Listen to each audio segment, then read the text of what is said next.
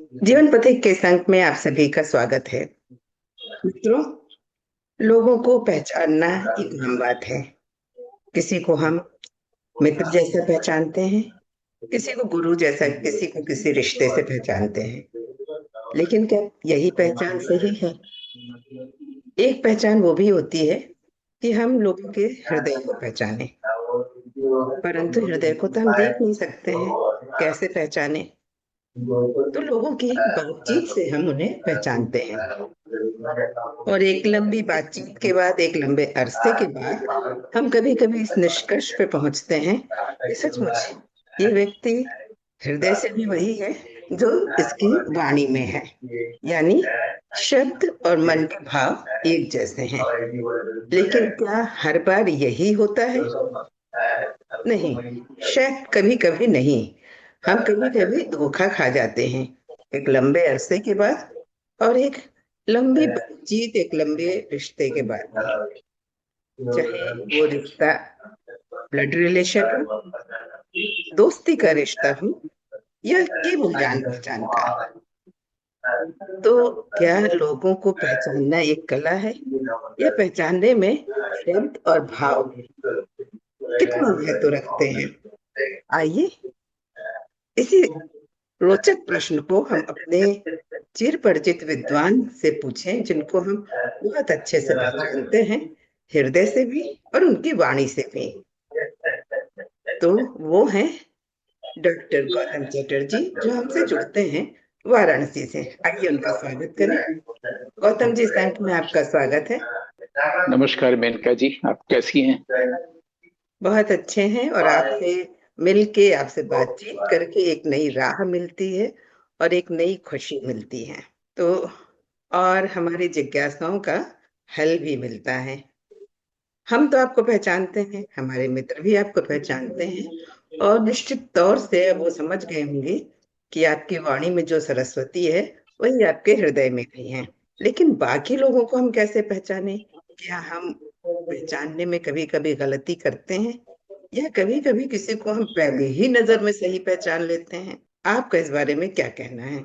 मेरा अपना जो अनुभव है वो ये है कि यदि हम अपने आप को ठीक ठीक पहचानते हैं तो हम किसी को भी ठीक ठीक पहचान लेंगे। वाह। और मैं थोड़ा शब्दों के प्रति बहुत ही सेंसिटिव हूँ, तो मेरे लिए पहचानने का मतलब है जहाँ पर पहचान हो। पहचान किसी व्यक्ति का नाम से होता है, इसलिए माता पिता उसका नाम रखते हैं। उसके देह से होती है, उसका चेहरा किसी और चेहरे से भिन्न है, उसका अपना पहनावा, ये सब पहचान की चीज है। लेकिन वो भीतर से कैसा है, ये जानने की चीज है।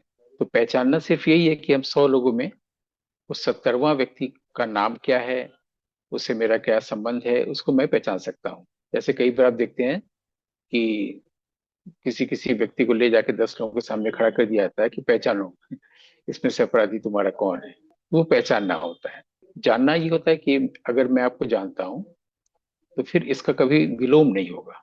मैं कभी जान रहा हूँ कि आप बहुत ही लोभी हैं, और मैंने कहा कि मैं जानता हूँ कि वो व्यक्ति लोभी है। फिर मैंने आपको जाना कि आप उदार हैं, तो और बहुत ही दानी हैं, तो मैंने अगर फिर से कहा कि वो व्यक्ति दानी है, लोग कहेंगे कि ये व्यक्ति जानता ही नहीं है, पहले कह रहा है लोभी और अब कह रहा है दानी। तो लोगों के साथ ये जीवन भर चलता रहता है। जिसे वो अच्छा समझता है बुरा निकलता है, जिसे विश्वसनीय समझता है वो धोखेबाज निकलता है, जिसे बहुत ही हिंस समझता है वो बहुत परोपकारी निकलता है। फिर परोपकारी जब मानने लगते हैं तो फिर धोखेबाज निकल जाता है, हिंस निकल जाता है ना। यानी हमारे जानने में कमी है हमेशा। पहचानने की बात तो हो गई, लेकिन जानने में कहीं ना कहीं कमी होती है। इसके बारे में मुझे, मेरा जो अनुभव हुआ है कि यदि ये मैं और तुम रहेगा तो कॉन्फ्लिक्ट रहेगा, और कभी भी जानना पूर्ण नहीं होगा। लेकिन जब मैं अपने आप को जान लूंगा तो कुछ भी जानना बाकी नहीं रहेगा। तो जो व्यक्ति खुद को जानता है वो सभी को जानता है। ये मेरा उत्तर है। अगर ये उत्तर आपको संतुष्ट नहीं कर रहा तो आप बताइए। देखिए, एक तो आपके कहने का ये अर्थ निकला कि जानना और पहचानना दोनों अलग अलग चीजें हैं, और उसको जी। मैंने तुरंत मान भी लिया। जब आपने वो कहा कि 10 लोगों में एक अपराधी को पहचानिए, तो वो मैंने माना कि हाँ, जानना पहचानना अलग अलग है। लेकिन जहां आप ये कंक्लूड कर रहे हैं कि अगर हमने खुद को जान लिया तो ये पूर्ण हो गया, तो फिर जो हमसे हट के जो दूसरे लोग हैं उनको जानना कैसे हुआ? खुद को जानने से उनको जानना कैसे पूर्ण हुआ? जैसे 10 लोगों में हमने पहचाना कि इसको मैं पहचानता हूँ, उसके बाद अगर मैं उसके साथ रहने लगा तो उसको जानना शुरू हुआ कि वो व्यक्ति अपराधी अभी है, लेकिन वास्तव में वो अपराधी है नहीं, किसी परिस्थितिवश अपराधी हुआ है और अब वो अच्छा होना चाहता है, क्योंकि उसको किसी चीज में उलझाया गया है या उसको ट्रैप किया गया है, फैब्रिकेटेड है ना। लेकिन फिर बाद में लगता है कि नहीं, उसकी प्रवृत्ति ऐसी है। फिर बाद में लगता है कि नहीं, वो बहुत ही अच्छा इंसान है। फिर 10 साल बाद लगता है नहीं, वो वायलेंट है। फिर 5 साल बाद लगता है नहीं, वो बहुत ही दयालु है। तो दूसरे को जानने से हम कभी किसी अंतिम इवेंचुअली या अल्टीमेटली नहीं जान सकते। ये मैं एक नियम बना रहा हूँ कि जब भी हम किसी को जानने जाएंगे तो हम कभी नहीं जान पाएंगे। लेकिन जैसे हम अपने आप को जानने जाएंगे तो हम अपने आप को भी जान लेंगे और दूसरों को भी जान लेंगे। मेरा यह वाक्य आप तक कम्युनिकेट हुआ? नहीं हुआ। मतलब यहाँ पर प्रश्न ये नहीं है कि हम दूसरे को पहचान गए तो जाने कैसे। अब यहाँ पर प्रश्न आएगा कि हम अपने आप को कैसे जाने। तो जी। अभी आपने जो प्रश्न थोड़ी देर पहले किया था, आप उसी प्रश्न पर रहना चाहती हैं या इस प्रश्न पर आना चाहती हैं? नहीं, इसी प्रश्न पे आना चाहते हैं कि हम अपने आप को कैसे जाने कि सबको जान ले। मेरा प्रश्न अब हाँ। ये है कि हम अपने आप तो को कैसे जाने पूरी तरह से कि उससे सबका जानना हो हाँ, जाए। तो अपने आप को जानने के लिए हम अपने बारे में जो सेल्फ इमेज बना चुके हैं कि मेरा नाम ये है, मेरी देह ऐसी है, मेरे ऊपर हेयर स्टाइल ऐसी अच्छी लगती है, मैं लिख सकता हूँ, मैं प्रवचन दे सकता हूँ, मैं बहुत अच्छा कॉमर्स पढ़ा सकता हूँ। ये जो मेरे बारे में, अपने बारे में जानना है, यहाँ पर हम इस अर्थ में जानना शब्द को नहीं कह रहे हैं। जानने का मतलब है, और कि जो हमारे सीनियर्स कहते रहे हु एम आई या व्हाट एम आई, लगभग उस तरफ ही हम ले जा रहे हैं विषय को। कि जानने का अर्थ है कि हम अपने बारे में जो जानते हैं उसमें तो हमेशा ऐड हो रहा है ना। जिस पर भी ऐड होता है कोई चीज, वो कभी भी पूर्ण नहीं होता है। और जो चीज पूर्ण होता है उसमें कभी कोई चीज ऐड नहीं किया जा सकता। तो हम अपने आप को कैसे जाने, इसमें इसकी शुरुआत इस तरह से होती है कि जो जानने वाला है वो कौन है। अब इस तरह के वाक्य आने से ये कठिन इसलिए लगता है, या हमें कोई भी चीज कठिन तब लगती है जब हमारे अंदर एनर्जी कम होती है। आप देखिएगा, जिसके अंदर एनर्जी सबसे कम होती है वो इस उस लेवल के एंटरटेनमेंट को एक्सेप्ट करता है, पसंद करता है। उस जिसके पास उससे ज्यादा एनर्जी होता है वो उससे बेहतर लेवल के एंटरटेनमेंट को पसंद करता है। और ऐसा करते करते सेंस ऑफ ह्यूमर को भी पसंद करने लगता है। और जब एकदम हाईएस्ट एनर्जी पे होता है तो वो सेंस ऑफ विट को पसंद करने लगता है। आमतौर पर जो फिलोसोफर्स होते हैं, जो ऋषि मुनि होते हैं, वो विटी होते हैं। ऐसा नहीं कि वो हंसते नहीं हैं। उनके पास कोई ऐसा नहीं होता है कि वो चर्ची सीरियसनेस होती है कि मैं संडे को सिर्फ चर्च जाता हूँ, संडे को सीरियस रहता हूँ, या सोमवार को देवी भागवतम का पाठ करता हूँ तो देवी मंडे को मैं सीरियस रहती हूँ। ये वाला चर्ची सीरियसनेस नहीं रहता है। एनर्जी इसके पास होती है, वो उसकी गहराई में जाता है। जो नदी में या समुद्र में डुबकी लगाते हैं, अगर उसके पास एनर्जी कम है तो बहुत जल्दी ऊपर आ जाते हैं। और जिसके पास ज्यादा एनर्जी है वो और गहराई में जाता है। जिसके पास बहुत एनर्जी वो एकदम तलहटी तक जाता है। तो अभी हम लोग गहराई की ओर जा रहे हैं, इसलिए वाक्य ऐसा बना कि जो जानना चाह रहा है वो कौन है। अगर ये कठिन लग रहा है तो हम एनर्जी कम है तो फिर हम क्या करें? स्पीकर ने या वक्ता ने कहा कि जो जानना चाह रहा है वो कौन है उसको जाने। ठीक। मैं उस वक्ता को सुन रहा हूँ, और वक्ता ये भी कह रहा है कि अगर मुझे ये कठिन लग रहा है इसका मतलब एनर्जी कम है। तो एनर्जी कम है तो हम इसको बढ़ाएं कैसे, ये भी तो हम जानना भी तो चाहते हैं, है ना। तो इसके लिए ये होता है कि जो वक्ता होता है वो सुनने वाले को योग्य भी बनाता चलता है, उसकी एनर्जी लेवल को बढ़ाता भी चलता है। उसको पहले बहुत ही सरफेस या साधारण लेवल के जोक्स अच्छे लगते थे, उसको फिर बाद में जे कृष्णमूर्ति लेवल या सोक्रेटिस के लेवल के जोक अच्छे लगने लगते हैं। तो योग्यता को बढ़ाना या एनर्जी को बढ़ाना वो कैसे होता है? वो सुनने से होता है। और सुनना तभी है जब हम उसे शब्दों की ओट से न सुने।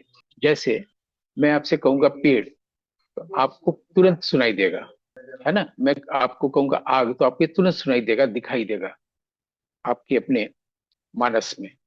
तो जब भी वो शब्द आपको सुनाई देगा, तो अभी जो मैं एक्चुअली कह रहा हूं जिस चीज को, वृक्ष या अग्नि, उससे आप वंचित रह जा रहे हैं।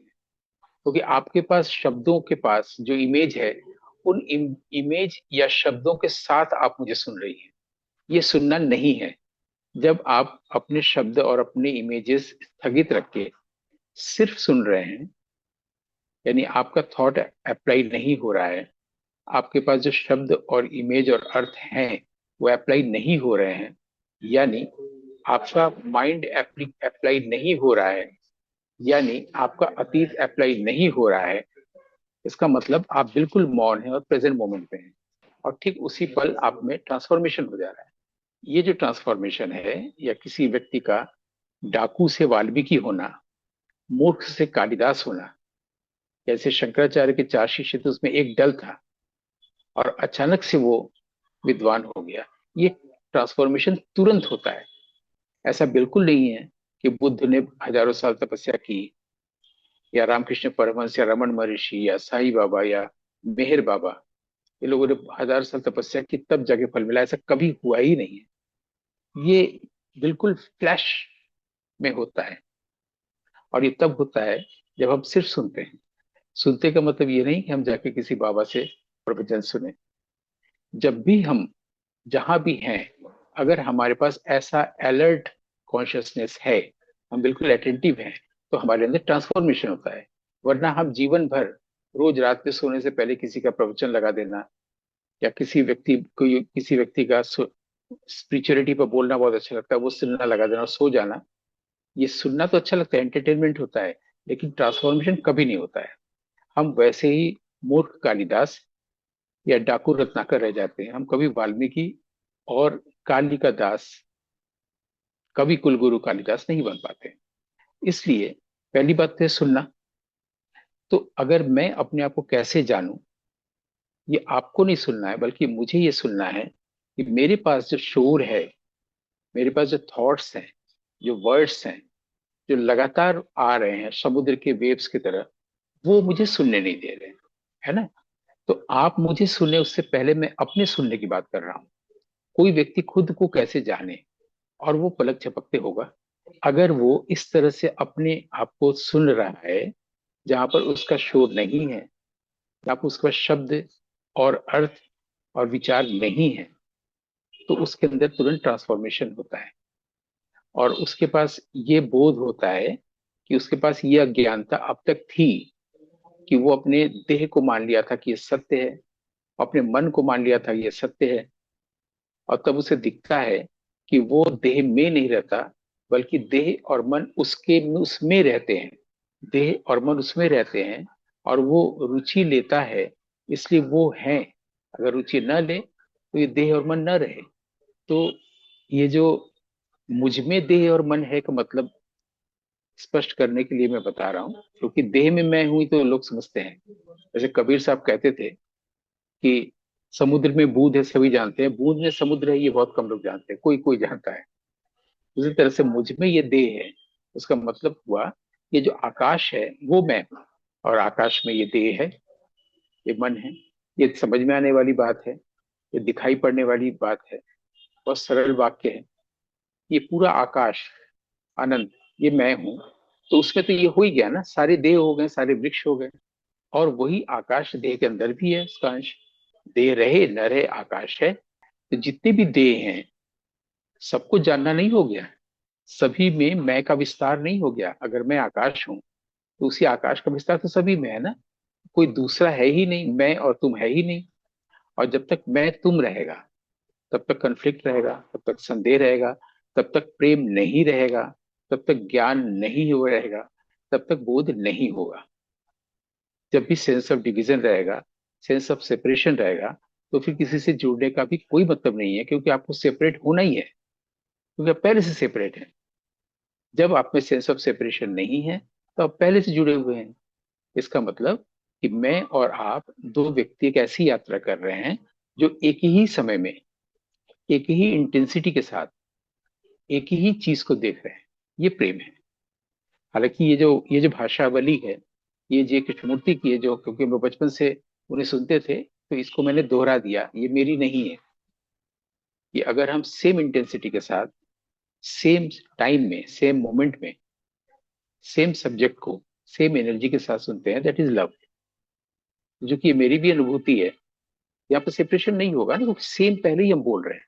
तो जब सेपरेशन का सेंस पहले से नहीं है, तो यहाँ पर जो प्रेम होगा वो सेपरेशन उसमें आएगा ही नहीं। क्योंकि आप, एक एम्प्टीनेस है, स्काई है, आकाश है, उसको आप काटेंगे कैसे, दो कैसे करेंगे? तो जितनी भी देह है, जितनी भी फॉर्म्स हैं, वो तो एम्प्टीनेस है, आकाश है। देह का जन्म हुआ है, देह नहीं रहेगा, शुरू और अंत होगा। आकाश हमेशा है। तो देह को काटा जा सकता है। इसलिए कई बार आपने कहानियां सुनी होंगी कि जब आप मुझे काट ही नहीं सकते हैं, देह को काट सकते हैं, मुझे कैसे काटेंगे आप? गीता वगैरह में भी है कि उसको ना कोई काटा जा सकता है, ना उसमें कोई चीज चुभोया जा सकता है, कुछ किया नहीं जा सकता है। तो ये मैं हूं, ये जानना। अगर ये मैं जान लिया कि मैं हूं, तो फिर यही मैं सब जगह हूं ना। तो फिर दूसरे को भी जानना हो गया, तो मैं और दूसरे की भाषा ही नहीं रही। मुझे लगा थोड़ा सा मैंने सरल करने की कोशिश किया, कि कॉम्प्रिहेंसिव बनाने की कोशिश की। बिल्कुल। अब मुझे जवाब मिल गया, जानना कैसे हो अपने को भी, और अपने को जानने से हम सबको कैसे जान सकते हैं। तो निश्चित तौर पे हमारे दर्शक मित्रों को भी अच्छा लगा होगा। पहली चीज तो जो हमने पहचानना कहा था, पहचानने और जानने में क्या अंतर है और कैसे जाने। गौतम जी, आज आपने जो इतनी अच्छी जानकारी दी, उसके लिए सचमुच हृदय से आपका बहुत बहुत धन्यवाद। सभी आनंद में रहें, सभी आनंद में रहें। आनंद, आनंद, आनंद।